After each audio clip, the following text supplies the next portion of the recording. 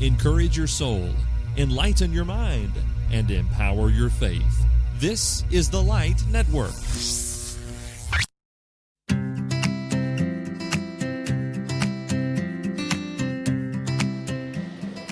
Hello and welcome to Preachers in Training. My name is Robert Hatfield, and this is the podcast where we discuss all things preaching and ministry. We're coming to you from the exhibit hall floor at Polishing the Pulpit.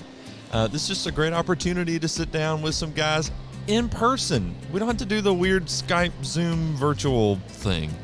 And Adam Faughn is back with us today. It's not a season of Preachers in Training without Adam Faughn. Welcome back, Adam. It's good to be back with you. This is 2 or 3 we've done in person. This is starting to become almost a thing. I was going to say, I like this thing in addition to the thing of you just being here every season. So thanks as always. I'm glad to do it. Central Church of Christ in Paducah, Kentucky. Sure. You've been there for how long now? It's just finished 5 years, yeah. 5 years. There's no way it can be 5 years. Well, considering COVID happened, it's either been 2 or 17. Every COVID year counted for 10 years. Yeah. So I'm just saying. Speaking of COVID, we're talking about tips for meeting with elders today. Those were some interesting elders meetings, weren't they? Seriously though, we've had a listener request for tips for meeting with elders, and thought we'd bring in Adam's wisdom for this topic. Elders meetings are a necessary part of preaching, and every eldership is different. Correct. And even if you add an elder to your mix, or maybe for some reason there may be a change, maybe someone steps down or whatever, every time there's a shakeup, the complexion of the eldership changes. Have you found that to be your experience? Absolutely. It is interesting. You can kind of read the room after a while.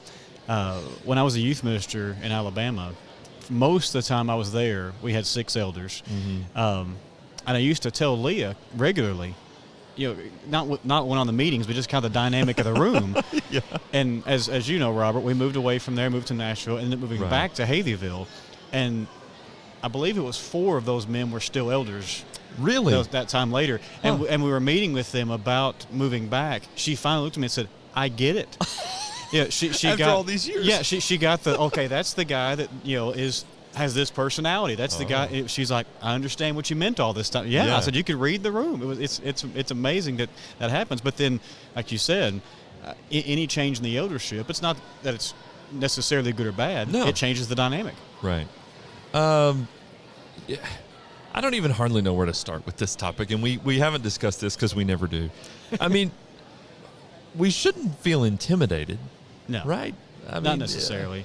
And there's no way to know, of course, whoever asked the question. Yeah. Were they talking just about generic tips? Right.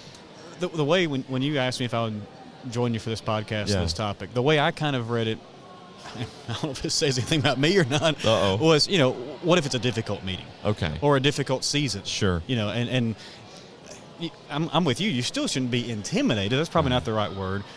But, most of us, the vast majority of elders meetings are going to be more informational, visionary, encouraging, boring sometimes. Let's just say it. Yeah. And most of us would, of course, know how to handle those. But what about when, and it's not bad as in I'm worried about my job or whatever, but what about just when it's a difficult meeting, emotional or whatever? And that's kind of where I thought about taking things a little bit, was just how to handle those. Right. And the first thing that came to my mind was when Paul met with the elders of Ephesus. Obviously, he wasn't losing his job, or he was leaving his job, I guess you could say. Yeah. But you talk about an emotional elders meeting. That's a rough one to read if you really try to place yourself in the emotions of it, in the stress that Paul felt because of what he was doing, what I believe, the Holy Spirit let him know was going to come in the future. From your own wolves will come in, etc. And so maybe looks at some principles from that particular meeting, if you will, to encourage us. That sounds great. Some housekeeping stuff before we get there. Sure. Do you have like a standing appointment with your elders? Do you meet with them on a regular basis? What is that regularity? Our elders meet every Monday afternoon, and if I'm in town, I'm there. Every Monday? Yeah. What's the duration? They used to meet in the evenings, and now all three are retired, and so they move them up into the late afternoons, which is a lot better for me having children, because I used to basically never see my family on Monday. And so we meet about 4 o'clock, and it depends on what's going on. Sometimes it's 45 minutes to an hour. Sometimes it's 6:30 or 7 o'clock before we leave. Okay. But I would say an hour and a half to 2 hours is fairly common, and they are very, very good about not everything has to be done on Monday. You know, hey, if we need to meet Wednesday night, or we don't need the preachers here for something, fine. Sure. But that's my kind of standing appointment with them. Do you do emails and or texts at all? Texts, yes. You're in constant communication with each other. There are days I'm thinking, can I do my job? No, but it's a good thing. But it's a blessing that it's not everything has to wait until 4 o'clock on Monday. Right. How about, has it been that way throughout your ministry looking back? I mean, have you always had regular meetings with elderships? Has it always been weekly, that kind of stuff? Has not always been weekly. When I was in Haleyville, I met with they met twice a month. I met with them one of those times, and it was the same, and that was on Sunday mornings before worship. Wow. Sunday mornings before worship? Yeah. That's intense. Yes, it was. The only positive of that was there was a hard out. Okay, yeah. Because the ladies use that room for their class. Oh. You don't meet, So you're getting there before Bible class begins. Correct. 8 o'clock in the morning. Wow. Yeah. Okay. Bible class began at 9:30, so we met till about 9:15. And then in Nashville, I met with them once a month also. That was actually also on Monday evenings. Okay. I meet with my elders every first and third. They meet every Sunday afternoon at 3:30. From 3:30 until we start at 5, they'll meet until about 4:30, 4:45. And they invite us in the first and third. Yeah. And we're not there for the duration of the meeting. We're basically just there to bring up whatever we need to bring up. If there's a discussion that they need our input on, or they feel like we need to be a part of that or hear it, we may talk about some family needs or things like that. And then they have stuff they need to get to, or maybe decisions or conversations don't really pertain to us, and so we'll leave 4:15 or so, and they'll finish up or whatever the last 30 minutes. So that's kind of the way we do things. And it's, I've been in other congregations. In fact, the majority of the time where I've been, we haven't had standing meetings. I mean, the elders may, but the ministers don't. But text messaging, email. I remember at one point thinking, I don't guess I've met with my elders in like 4 or 5 months. But I don't feel disconnected from them because we talk all the time. Right. We're just not in a meeting together. So I don't know. And that happens at Central sometimes. Yeah. They meet every Monday. I say every Monday. But ever so often, they'll just say, we've done enough through text messaging, or we're going through this kind of large thing right now, and we kind of know we stand on that. Let's take this Monday off and actually deal with what needs to be dealt with, and not have to come to the building and meet for 2 hours. That's not all the time, but it's not that. It's not okay. It's 4 o'clock on Monday. I mean, it's coming Monday. All of our elders are here at Polishing the Pulpit. They're not going to be meeting. Are y'all going to meet when it's 4 o'clock? We got to get together. Now, is that Eastern or Central? Yeah. Central, because it's the Central Church of Christ. Right. They named it after us. So if there's a fella who's listening to this and he doesn't have a standing meeting, maybe he feels like he needs one, or at least maybe he feels disconnected, what would you suggest that he do? I think one of the things is just to ask, not necessarily, hey, can I be at all the meetings? That might be a little forward. But, hey, I have some things I'd like to present. Could I do that in an elders meeting instead of having to call a special meeting with the preacher? And I think you can present it in that way if I'm also trying to save you guys time. Instead of a second meeting this week, hey, could we take, one of your elders meetings 2 weeks from now and let me present some things. I think that's a way to handle it, is present as, yes, I want to meet with you, but I don't want to make you feel like you've got to all drive back to the building for 3.5 hours. Let's just do this during an already scheduled time. That's cool. Yeah. Okay. You have not because you ask not, basically. Yeah, exactly. Exactly. And I've heard from guys, thankfully not often, who they always say, no, we don't want to meet with you. Yeah. This is elders' time. I'm thinking, I'm not sure that's healthy, but they are the elders. Right. So we could question whether it's wise or not, but yes, they are the shepherds. So at the end of it, like we sort of where we started, right? There's this culture, if you will, among the eldership that may shift based on personalities, maybe life experiences. An eldership of farmers may meet differently than an eldership of bank executives. Yep. there you go. Just figure it out and work with it, right? That's it. Be a team player. That's exactly it. I do think that elders and ministers are they're on a team. I mean, I know that some elders are sensitive because they don't want the preacher thinking that he's an elder. Right. A lot of us as preachers are sensitive. We don't want people thinking we're the pastor. Yep. We have complementary roles, and it's almost like it was designed that way. Yeah, and one of the things, and this does not have to be just in meetings, but it happens a lot in meetings because that's where, of course, a lot of the conversation happens, is like it or not, typically the preacher is the face of the congregation. Yeah. You could do a series of podcasts on where that's good, bad, and different. What does that even mean? Whatever. Okay. Yeah.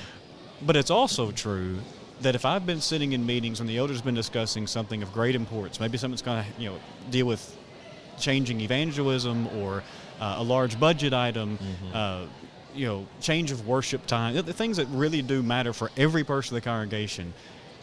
I don't necessarily need to know every last detail, but if I'm going to be kind of the cheerleader of that, I need to know a whole lot more than they can give me in an email. Right. And people are going to ask you questions. Yeah. You want to represent the elders well. Exactly. Yeah. Good. All right. That finally brings us. Wow, that was a long introduction. I'm sorry. That was my fault. I derailed us. We're talking about tips for meeting with elders, and you want to offer some encouragement from Acts 20 and Paul's last encounter with the elders from Ephesus at Miletus. That's right. Okay. That's right. And you can read through that text in Acts 20. You can find the things I'm going to mention here. You can find sprinkled throughout. This is not meant to be verse 1 talks about this verse, but these are kind of sprinkled principles. Good. And the first one is as the preacher. It's true of the elders also. I'm taking this as preachers in training. Yes. Elders in training. Now, there's a podcast idea. Yeah, I'm not hosting that. I'm not either. But number one would be to live an exemplary life. Paul, I don't think in any arrogant way whatsoever, but he was able to look at those guys and say, you know what kind of person I was. Yeah. You know my emotions. You know my work ethic. You know what I taught. And again, this wasn't Paul's job was on the line or anything like that, but if it's a difficult meeting with elders, in whatever way it is, there is a way to say, examine what I've done. Yeah. And if it has been exemplary, God-fearing, then if you are, for example, let go or your salary is reduced or whatever, it's not because you haven't been doing what's right. And the elders know that. Yeah. Maybe it is truly just a budget matter, or we think everybody's favorite phrase, we just think it's time for a change, right? Yeah. But one of the things that made that meeting at Miletus with the elders from Ephesus so powerful was that they knew that man, and they knew his life was exactly the right kind of life. So before the meeting ever starts, be the right kind of person, live an exemplary life. Don't you think it's important? I won't put this on you. I think it's important to prove to our elderships, especially in the first bit of a new work, hey, I'm on your team. Hey, you can trust me. To some degree, we've established that maybe hypothetically in the interviewing process. But once we get there, like to know I'm going to be your cheerleader. I'm going to be here to back you. And it'd be great if you could back me as well, and because we're supporting each other. But it takes a little while. If you're 6 months into your work, the elders there may not quite be ready to put it all in your hands quite yet, or maybe to know that you've got them like that. Does that make sense? I mean, do you agree with that? Of course it does, yeah. And it's especially true for the vast majority of guys who go to new work where they really don't know much. Right. There are rare, and frankly, I'm living in one right now, the rare exception to that, where we knew the congregation, the last two places I've preached. Yeah. At 9th Avenue, I had been there before. I knew 80% of the members when we moved in. Yeah. Same thing at Central. We knew half the congregation and more when we moved there. But the vast majority of times, I hope you know what I mean when I say this. It's almost like an outsider coming in. Yeah. And so it is fair for the elders at first to say, it's not that we don't trust you, but we want you to get your feet wet. We want you to get to know the people first. And once we see that you're doing good stuff, remember, we're not going to pile work on you. Yeah. We're going to trust you with some huge things. And believe us, we're going to do that 3 months down the road, 6 months down the road. But right now, just do the work of an evangelist. And we'll be your cheerleaders. But eventually, once we start giving you more responsibility or, more sort of we expect you to be more of a cheerleader. Yeah. We're going to trust you with that too, Yeah. because we've seen what you do. Right. You go in there and you preach the word, which if these elders are the kind of elders that the Holy Spirit wants them to be, then they will appreciate that. Mm-hmm. And then, you'll be able to synergize even better than you did before. I've been thinking about just sometimes guys come into new works and all the alarms are going off because for some reason this church does something a little different. It's not doctrinal. It's just expedient, or maybe, I don't know, maybe it's just a different tradition that they have. And, they start kind of attacking those things or questioning those things. Whereas if you just sort of push the brakes and back off, you'd realize that this eldership has a reason for doing stuff the way that they do it. And it's because you're the outsider right now. Right. You've got to earn the insider kind of right. Yeah. Used all accommodatively to your Well, point. and you may see something that could be done better. Yeah. As that sort of outsider. Yeah. But it's not your place to say it on day 4. Now's not the time. No. Probably the first elders meeting is not a good. You wanted to change how you communicate with the congregation. Yeah. Okay, communication number 1. We're gonna hiring a new preacher next week. That's I'll take care of that. How do you think? That's right. Oh, that's great. But live. Of course, none of us is perfect. We understand Right. that. But live an exceptional life. Yeah. Live an exemplary life is the word we're using. Mm-hmm. Second is to open your life. Mm. Look at Acts 20, and look at how honest Paul was. Basically, he says, I'm going to Jerusalem and I'm scared. Mm-hmm. I'm paraphrasing big time, but if you read the chapter, Right. I don't know what's going to happen there. He's telling that to his elders. Mm-hmm. And I wonder how many preachers are willing to tell their elders, not I'm thinking about Right. moving necessarily, but guys, my marriage is falling apart. Mm-hmm. Or, guys, I just got an honor and I wanted to share with you first. Yeah. Share your life. Open your life to these guys. Mm-hmm. And I know there has to be some level of, I hate to say barrier, professional distance, I guess you could say, because it is, as much as we don't like it, there is an employee-employer side to it. Right. But these are still your shepherds, too, and we That's right. forget that. Yeah. Don't be afraid to tell your elders, look, you've asked me to preach on fill in the blank. I'm going to do that, but frankly, I'm scared. Yeah. Yeah. Okay, tell your elders that. Let them give you some wisdom. Let them pray for you. Mm-hmm. It could be a whole podcast of how do you handle, if you're thinking about leaving. That's a kind of a different discussion. But Right. overall, these are your shepherds too. And I think you also, when you do that, I think you also give a good example to the congregation. You go to the elders with issues. Yeah, you can come to me and talk to me. I get that. But these are your shepherds. I'm not an elder. Yeah. And when you can say, I went to them last week and I talked to them about something that frankly was not good it wasn't just, hey, I'm preaching on John 3:16 again this week. Yeah. No, I talked to elders about something I was struggling with parenting. I talked to them about that. Yeah. Your members here, you talk that way, they're probably going to open their lives to their shepherds That's too. right. Yeah. Why should we trust them if our own preacher Exactly. who works for them doesn't feel like he can trust them? Exactly. Yeah. Exactly. That's a good point. But I love that, that just that honesty in Paul. And again, I'm Right. paraphrasing big time. Guys Sure. are going to Jerusalem. And I'm scared. Right. I don't know what's going to happen there. Yeah.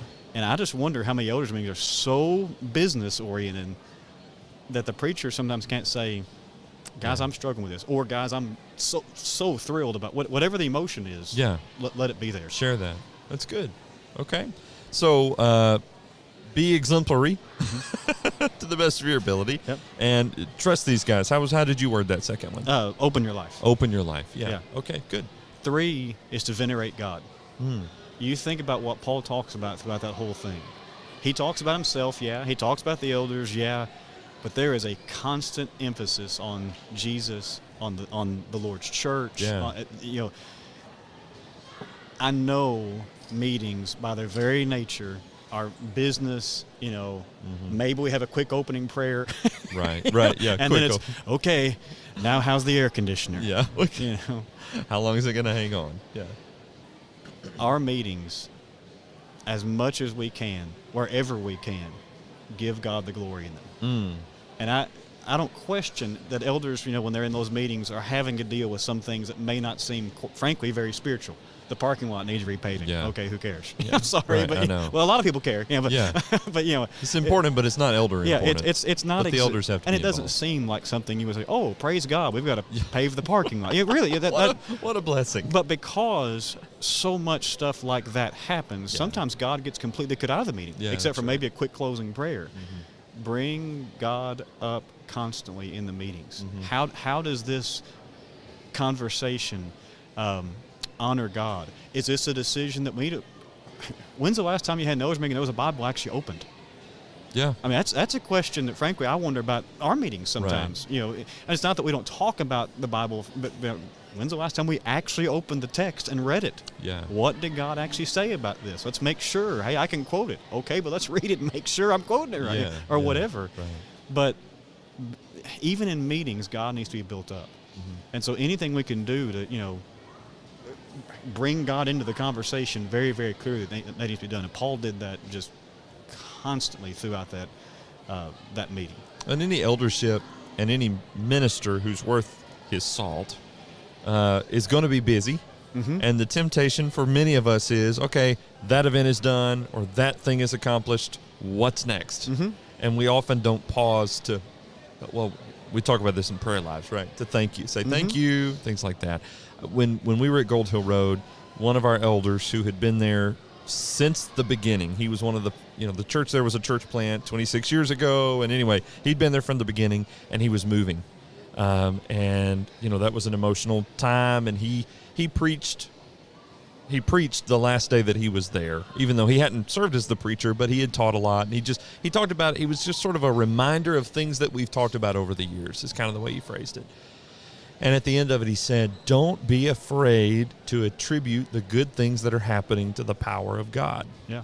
And I thought, wow, now that's a statement. And especially from somebody like this who had been a part of this church plant that started with 30 people and had now grown to 300 people. And, here's this guy who's been a part of all that. And he says, attribute things to the glory of God. And he noted, sometimes we're hesitant because we don't want to ascribe things to God when we're not sure that those things had happened by God. Providence is difficult to explain, blah, blah, blah. But God gives every good and perfect gift, right? I mean, if something good is happening, we can at least thank God for it. If not outright say, you did this. Yeah. Exactly. I appreciated that he said that, and I've thought the same thing. We need in our leadership meetings deacons, maybe deacons especially, because bless their hearts, they're the ones who are having to go and find the new air conditioning unit when the elders approve that it's supposed to be replaced or whatever, right? But hey, we're going to add we're going to split the third and fourth grade class into a third grade class and a fourth grade class. Yeah. Well, that deacon's the one finding teachers and making sure we got curriculum and stuff. Yeah, right. Exactly. And we got to clean out that old classroom because it became a storage room. All that stuff. That happens. What, really? What? That's a thing? In every congregation. That's good. Yeah. So venerate God. Yeah. Bring God up into the Yeah. conversations. And then 4 is embrace. They wept.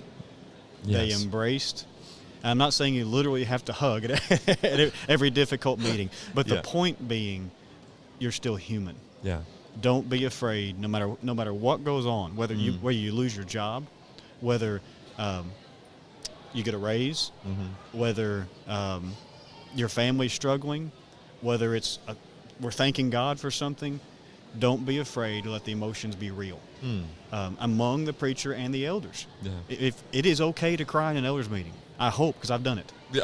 Yeah. I hope that's okay. Turns out that's not. Yeah, and it seems to me Paul and the Ephesian elders thought it was really okay. Right. They prayed to God, they wept, and I know the situation. They didn't think they'd see each other again, etc. Yeah. But there's just a tenderness there that shows both sides of this wanted what was best for the other, for each other.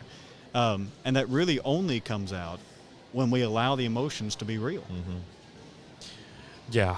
Of course, tense situations, emotions are heightened anyway, right? And so maybe the tears do flow a little easier,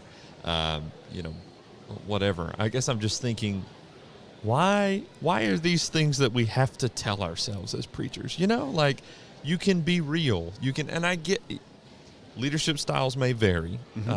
You may serve under a quote unquote old school eldership that, does things the way it's always been done at this, country church for however many 157 years. But that's a very specific number. Yeah, but at the same time, sometimes you being real can even initiate that on the other side if they struggle to be real. Yeah. To at least know, hey, I trust you with this. Mm-hmm. I think that's a good thing. And it needs to be true also. I know this is preacher's training, but the elders need to also be real with each other. Yeah. There are times. Thankfully, I've never sat through a tremendously contentious elders meeting things. But I've sat through some where I'm thinking these guys don't agree. Not necessarily about doctrinal things, but big decisions, etc. And I'm thinking these guys don't just agree; they really don't agree. Mm-hmm. When the meeting was over, things were fine. Yeah, right. Things were fine. And part of it was because they just allowed themselves to be human and either vent or really strongly disagree, or however you want to say that, and say, you know what, we just disagree on this, but we're brothers. It's okay. Yeah. Good. I don't think the parking lot needs to be repaved today. That's right. But the air conditioner better work. Yeah. Oh, it better work. We can park in the grass. That's right. We can't worship in the grass though. That's the seventh act of worship. That's right. Singing, prayer, communion, Lord's Supper, giving, announcements, and adjusting the air conditioner. I was wondering where the sixth one was too. Oh, announcements. Are you kidding? You got to have your announcements. I look forward to elders meetings, even though they aren't always just great, grand, and wonderful. And no offense to my elders if you're listening to this. Sometimes they're lackluster. Like you said, sometimes they're mundane. Sometimes we know we're going into a less than desirable discussion. But there's something just about being in the trenches together, like you said, sharing life together. Maybe that happens through a weekly meeting, or maybe it happens through daily or maybe hourly text messages. But you're just, there's this bond that you have, elders and preachers, and nobody gets a preacher like other preachers, but elders probably come pretty close. I mean, they're behind the scenes right there with you. They can probably appreciate the burdens that you bear. A lot of times they offload some of those burdens because they have the authority to do certain things, and they are the shepherds. I just think that's super special. Yeah. And as preachers, I wish I heard more preachers lauding that, saying this is what it's supposed to be, and I'm going to work to make it that way, rather than the other way around where we only focus on the horror stories, which I am absolutely convinced are in the minority. Over against the silent majority of guys who are just doing the work. Absolutely. We've all got our war stories. We've all got that meeting somewhere, right? And it may not have been where we lost our job or something. We all have that meeting. We left just furious, or sad, frustrated, upset, and that's probably 3 of the 52 meetings in a year at most. Yeah, right. But that's the ones we like to talk about because, I survived that. Well, you also survived your elders doing a whole lot more than you knew what they were doing because they're a lot wiser than you are, probably. Yeah. Yeah. They do meet qualifications, characteristics, and all of that. This is great. I'm glad you went the direction you did about just focusing on maybe less than desirable, difficult meetings and some tips for that. And, hey, they were biblical to boot. How about that? Well, can I tell you what I did to you just then again? What did you do? What I do on the last time I was with you. Wait a minute. With the points. I've slept. Oh, wait. Okay. Hit me with it. I'm ready. Live an exemplary life. Yes. Open your life. Venerate God. I see. And embrace. Wow. And when you put together Acts chapter 20, what you really see is Paul talking and telling them to love the Lord, love the Lord's church, love the Lord's church's leaders, and love the Lord's church's leaders' future. Because I want that church to be safe. Yeah. Whether I'm there or not, wolves are going to come in among you. Don't let it happen. Yeah. This is not about me. This is about the Lord, the Lord's church, the Lord's church's leaders, and the Lord's church's leaders' future. That's good stuff, man. The outline was cool too. I'm gonna have to start watching you now. When you next time, I'm gonna be writing all your points down and looking at it. That spells quasi. Like what? X. I don't understand. No, that's good.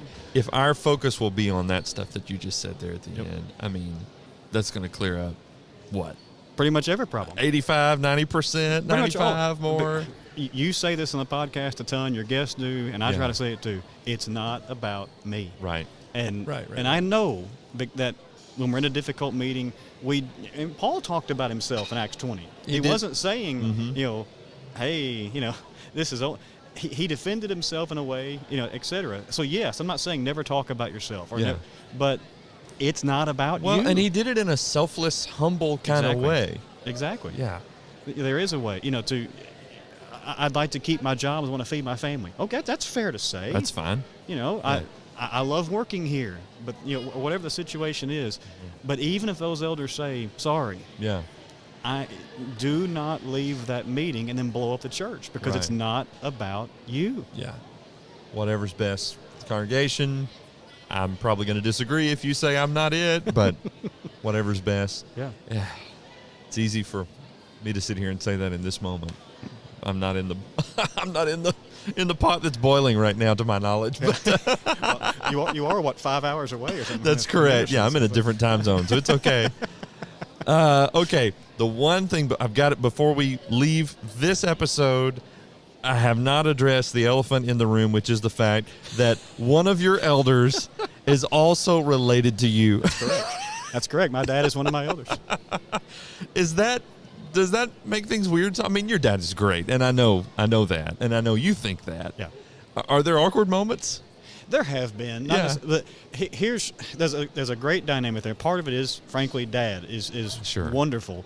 And he was the preacher, and so he gets both sides of that. That, and for a long time, he served as a preacher and one of the elders. Okay. So Central has a history of a little bit, obviously biblical. Yeah. But what some people go, a preacher is also an elder. Like there's no biblical issue there whatsoever. Right. You can argue the wisdom or not. We could have that argument all day long, but in the end, it's a judgment matter, expedient matter.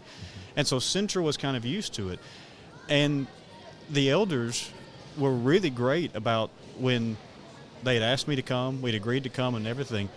They literally told the congregation that anything that has to do with Adam's employment, hiring, firing, raises, whatever, Jim Faughn has no vote. None.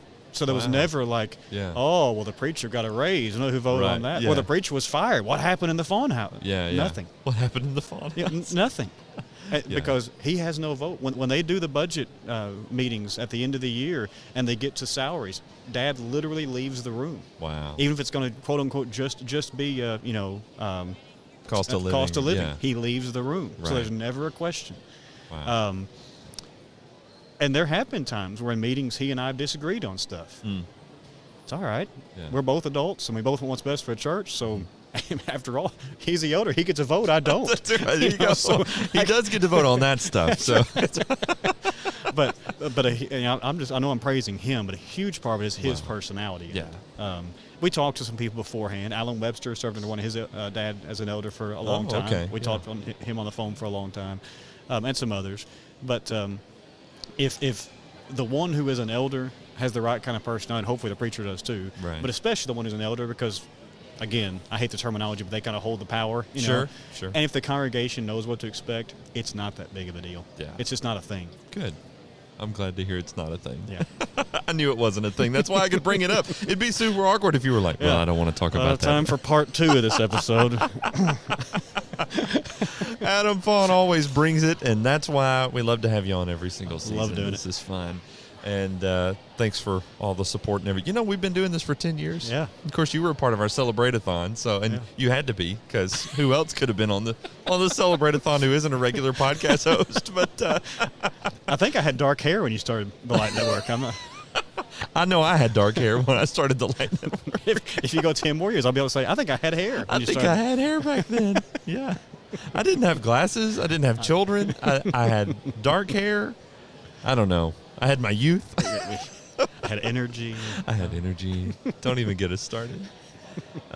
Thanks, Adam. What's going on the blog, the website? I mean, I know you've been super busy because you're doing a lot with evangelism at the local congregation right now. I mean, is there anything pluggable that we need to plug across the board?